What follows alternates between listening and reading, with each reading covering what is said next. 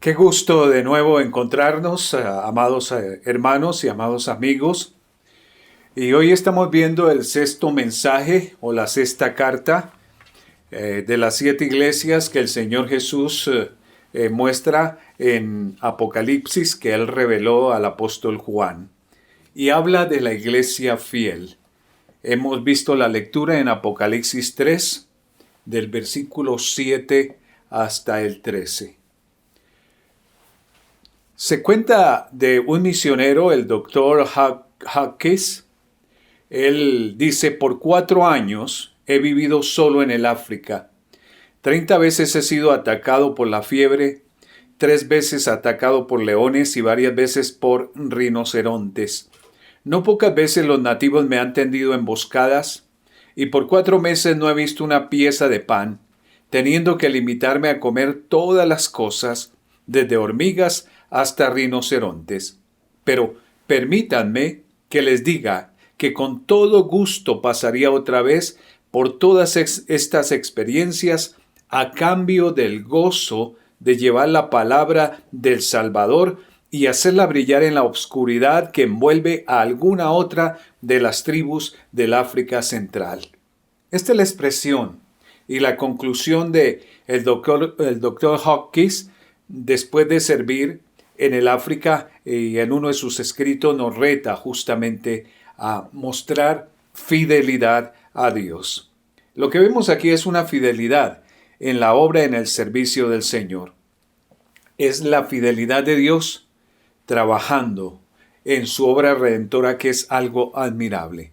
Yo he conocido muchos testimonios de misioneros de nuestros días que se han dedicado a extender el Evangelio por encima de cualquier sufrimiento que hayan tenido. Y la iglesia que hoy estamos estudiando tiene esa característica, fidelidad. Fidelidad. El lugar donde estaba ubicada la ciudad de Filadelfia en ese tiempo, hoy se conoce como Al-Aseir, que significa en el idioma turco Ciudad de Dios. Está localizada a 42 kilómetros al este de Sardis, en un área poblada de cenizas volcánicas. Y actualmente viven allí entre 50 y 60 mil habitantes. La ciudad cambió 3 veces de nombre. Primero se llamó Filadelfia, que en griego significa el que ama a su hermano. Esto se debió a su fundador, Eumenes II, que de ese modo quiso honrar a su hermano Átalo II, más tarde después del terremoto del año 17, cuando la ciudad fue destruida. Tiberio, el emperador, prestó una generosa ayuda para reconstruirla y por eso recibió el nombre de Neocesarea en su honor. Y medio siglo más tarde, bajo Vespasiano, otro de los regidores romanos, volvió a cambiar el nombre por el de Flavia o Filadelfia. Y la percepción de esta iglesia de Filadelfia es que se encuentra débil, pero es una iglesia fiel. Dios la elogia por la manera en que ha guardado la palabra. En este mensaje, Dios la anima a retener lo que tiene y a mantenerse firme en medio de las pruebas. Y hay una promesa de gran ánimo para esta iglesia. Cada una de las 7 iglesias a las que el Señor Jesús envió estas cartas era diferente a las demás. Por un lado, su fidelidad no era la misma en todos los casos, pero tampoco lo eran las circunstancias en las que tenían que dar testimonio. Por ejemplo, si hiciéramos una comparación entre 2 iglesias, la de Filadelfia y la de Esmirna, a la iglesia en Esmirna se le dice que algunos iban a ser encerrados en la cárcel. Lo vimos en Apocalipsis 2:10. Mientras que a la iglesia de Filadelfia Dios iba a abrir una puerta que nadie podría cerrar, dice el versículo 8 que hemos leído hoy.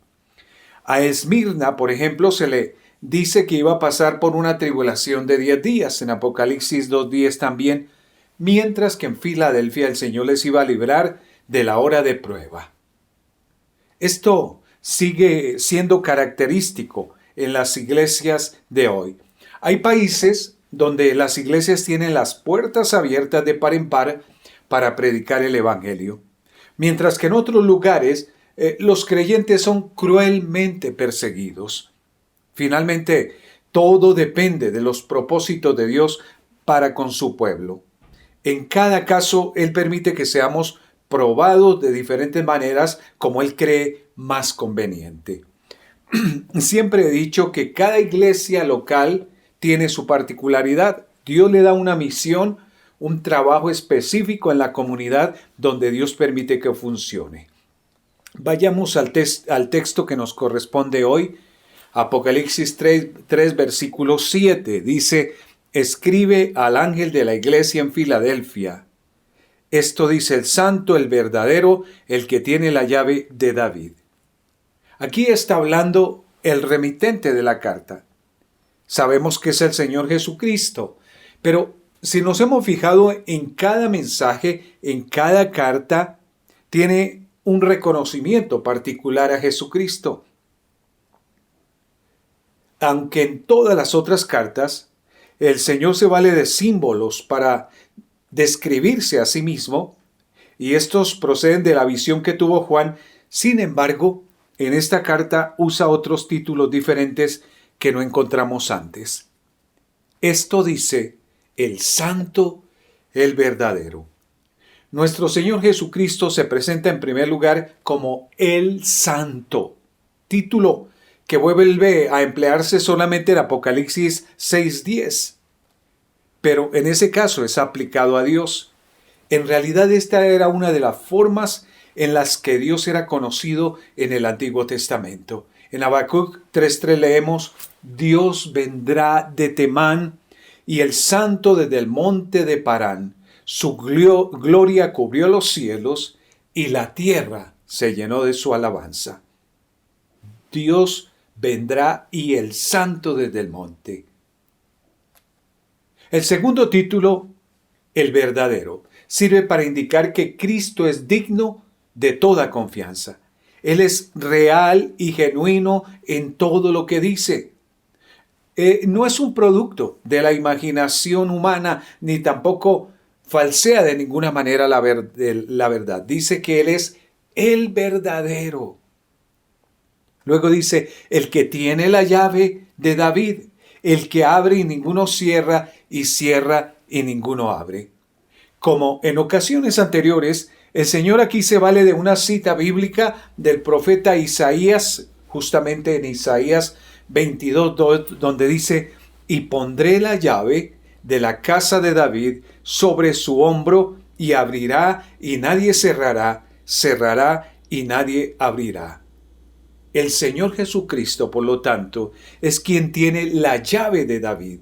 Y Él mismo es el que abre y ninguno cierra, y cierra y ninguno abre. Él tiene todo el poder, toda la autoridad para permitir que se desarrollen las cosas o que se detengan definitivamente.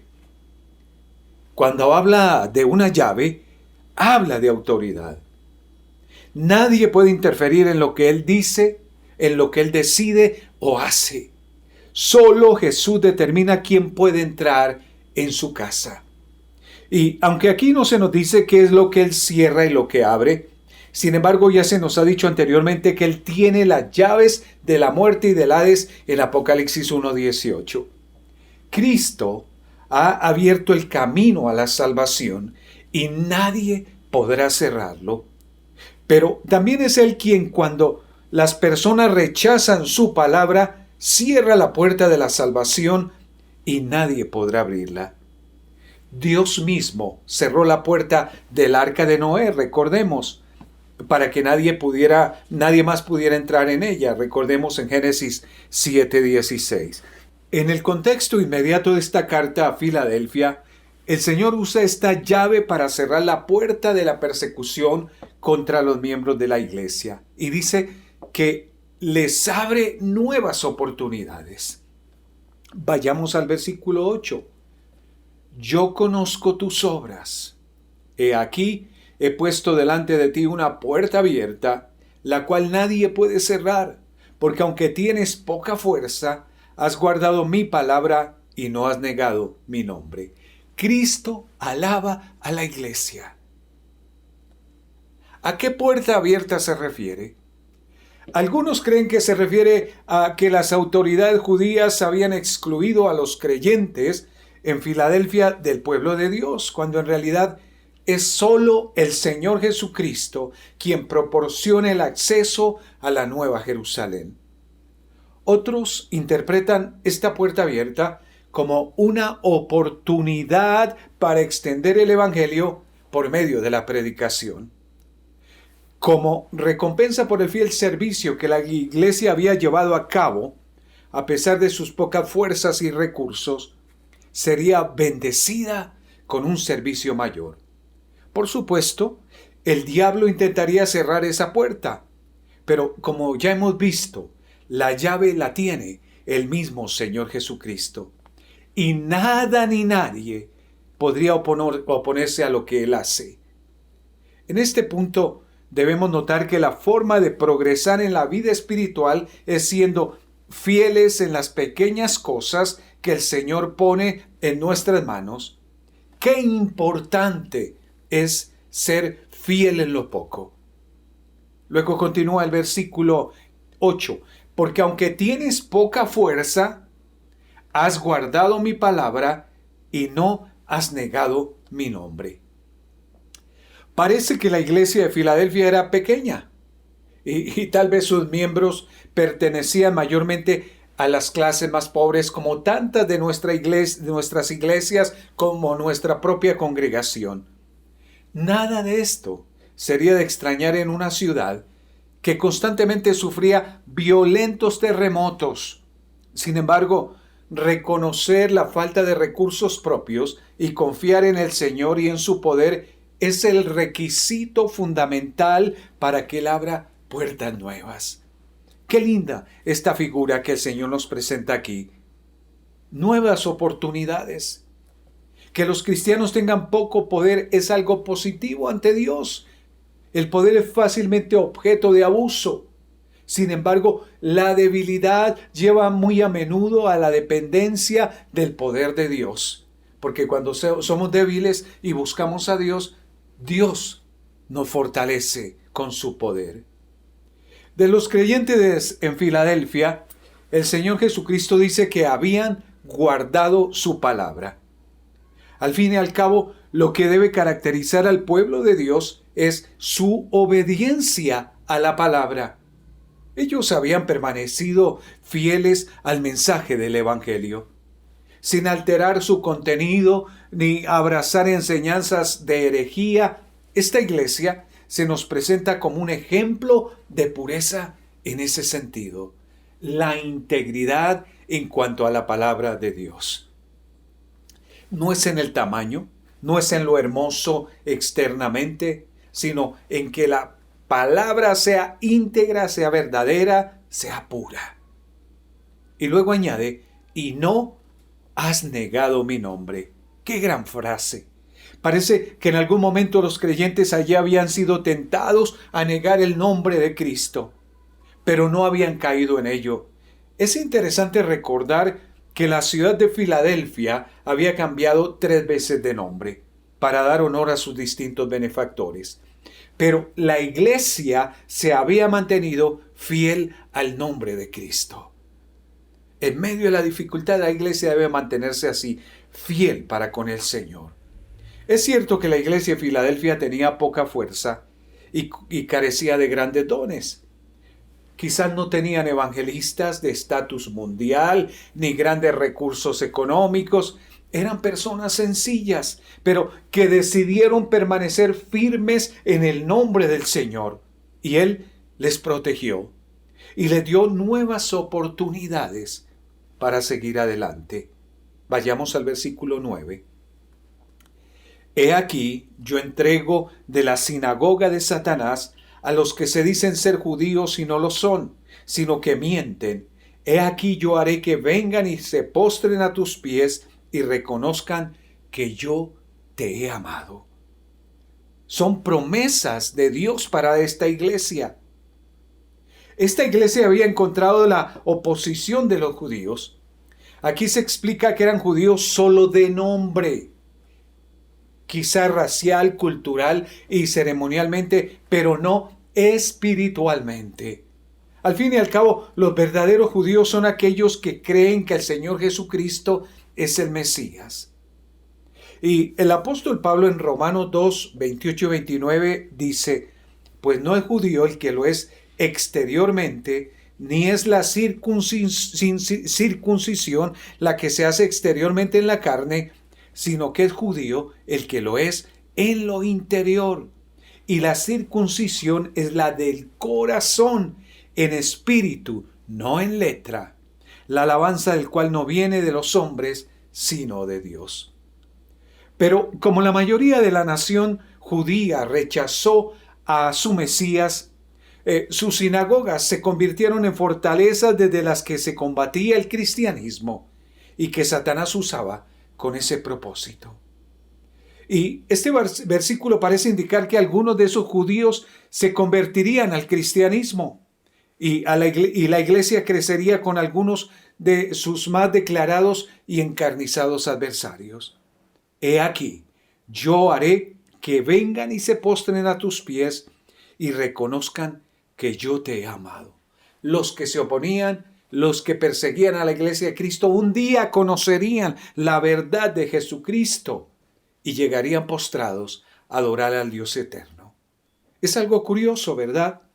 Porque la esperanza judía era que los gentiles serían sometidos por ellos, pero aquí la palabra promete todo lo contrario. Serían los judíos quienes se postrarían ante los creyentes gentiles. Esto sería así porque después de haber rechazado a su Mesías, eran los gentiles quienes tenían que enseñar a los judíos el camino para acercarse a Dios. Apocalipsis 3:10 dice, por cuanto has guardado la palabra de mi paciencia, yo también te guardaré de la hora de la prueba que ha de venir sobre el mundo entero para probar a los que moran sobre la tierra.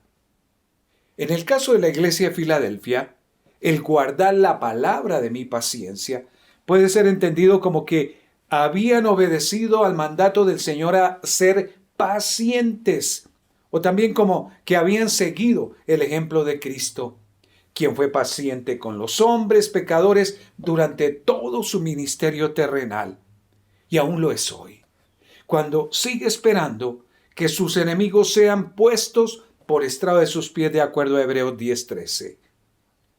En cualquier caso, de una u otra manera, los cristianos de Filadelfia habían perseverado fielmente a través de las pruebas y dificultades que habían enfrentado. Como consecuencia de esto, dice el Señor, yo también te guardaré de la hora de la prueba que ha de venir sobre el mundo entero. El Señor los guardaría de tal manera que no tendrían que pasar por la prueba, o serían guardados por Él en medio de la prueba. En cuanto a la prueba que había de venir sobre el mundo entero, esto nos hace pensar en lo que estamos viviendo hoy con esta pandemia, ¿verdad? Que afecta a todo el mundo. Probablemente también el escrito de Apocalipsis 3 tenga que ver con alguna tentación que iba a ocurrir en ese tiempo, alguna prueba, dificultad, y que afectaría a todo el mundo, como es la experiencia que tenemos ahora. Algunos quieren ver aquí que el Señor está prometiendo a la Iglesia Universal que será librada de la gran tribulación que tendrán lugar antes de la segunda venida de Cristo. Pero lo cierto es que no hay indicios en el pasaje para pensar de esta manera. Más probablemente tenga que ver con la persecución del Imperio Romano contra el cristianismo, que en poco tiempo sí va a extenderse sobre todo el imperio. En cuanto al propósito de esta prueba, era para probar a los que moran sobre la tierra. Lo que estamos viviendo hoy es una manera también que Dios ha permitido de probar la fe de todos los habitantes de esta tierra. Lo mismo estaba hablando en ese tiempo, hace 2000 años, para la iglesia de Filadelfia.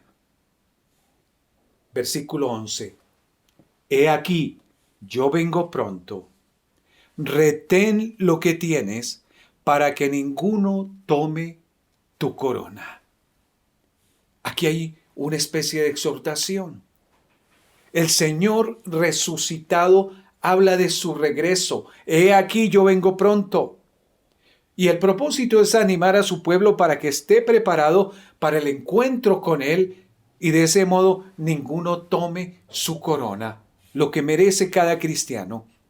Pero puede ser que el Señor no se refiera aquí exclusivamente a su segunda venida, sino a una intervención personal anticipada sobre la iglesia.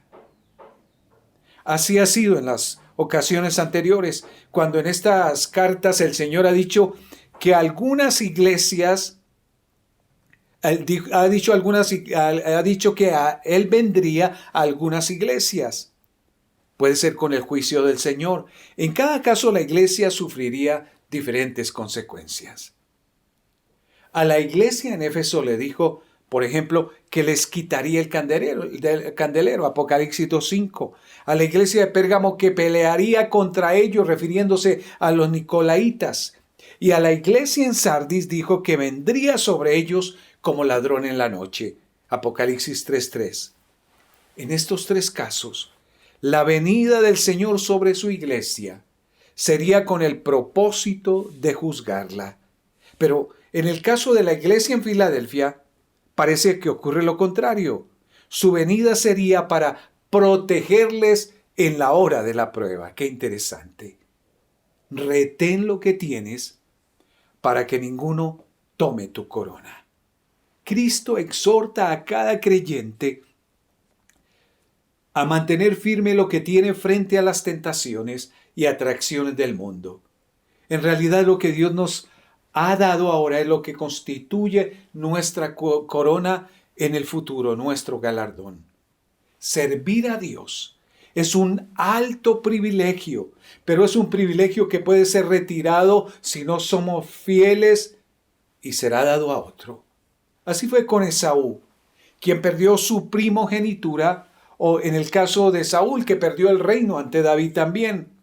Recibir esta corona implica una victoria, pero también la posibilidad de prestar un mayor servicio en la eternidad.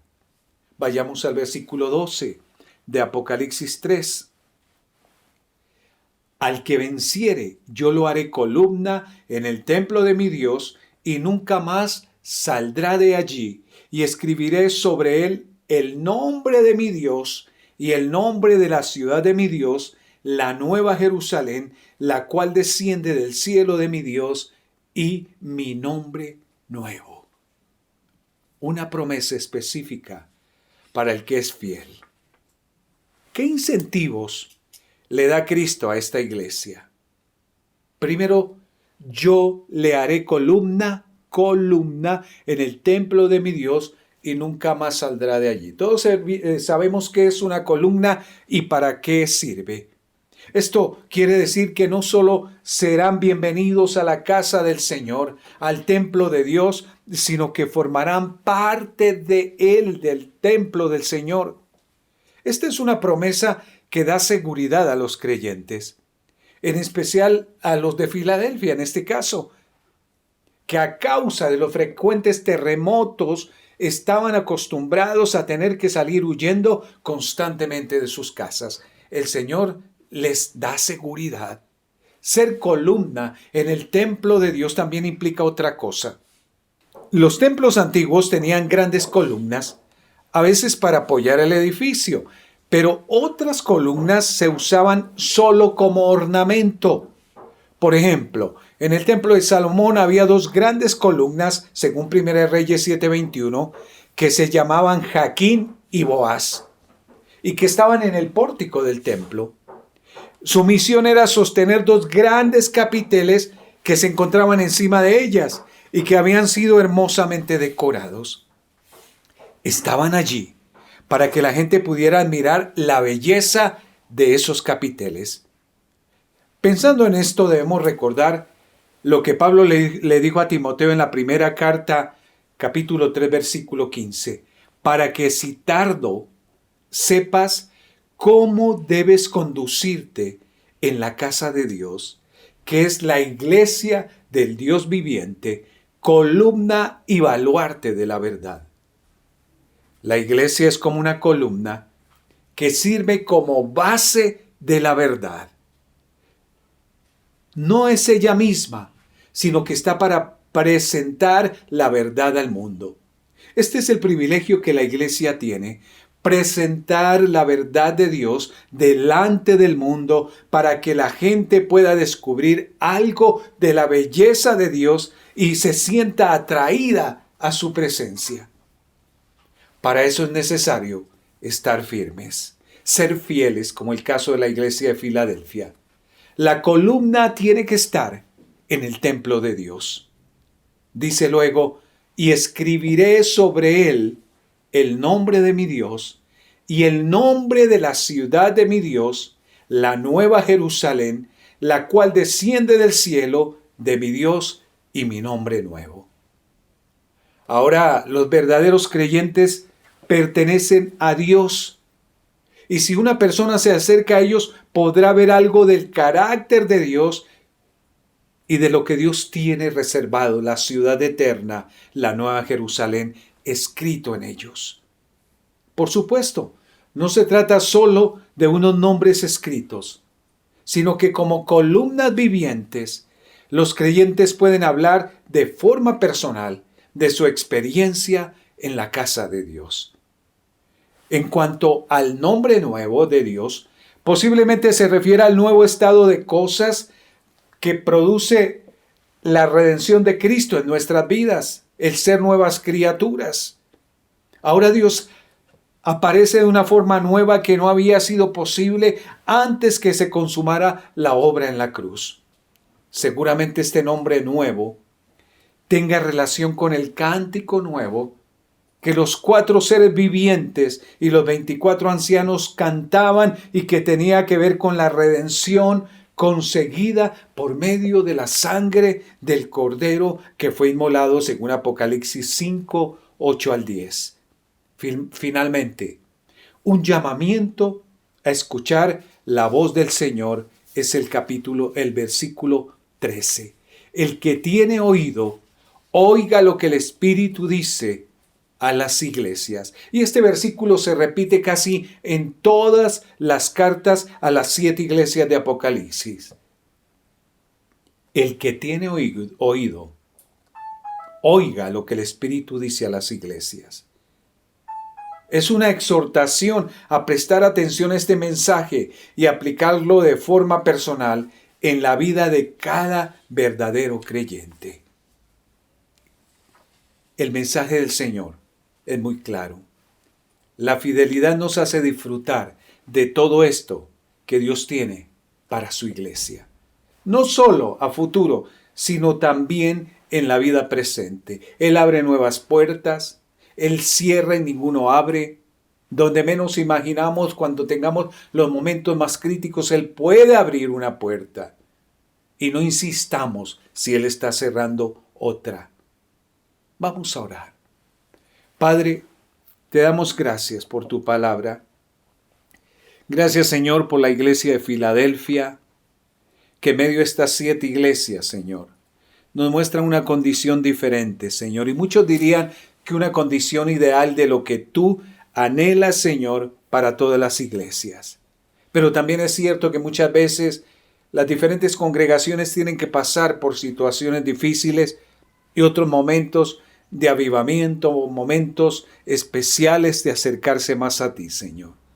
Pero lo que sí es cierto es que tú vendrás por una iglesia fiel, una iglesia pura, una iglesia que se prepara para cuando tú la llames, Señor Dios eterno. Y tú nos dices que al que venciere lo harás columna en tu templo, Señor. Por favor, ayúdanos a ser columnas, Señor. Que todos podamos ser parte de tu templo, parte de tu reino, parte de tu obra, Señor.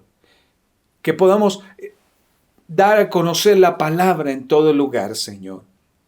Que cuando tú regreses o nos llames a tu presencia, nos encuentres, Señor, fieles, trabajando para el reino de Dios. Te damos gracias, Señor, por esta semana.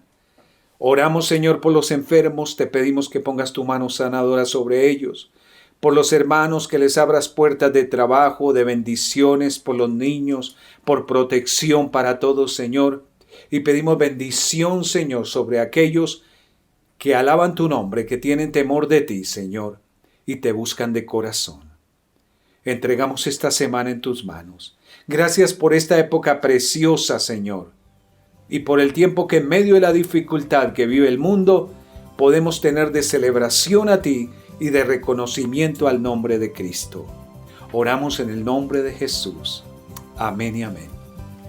Que Dios les bendiga, hermanos.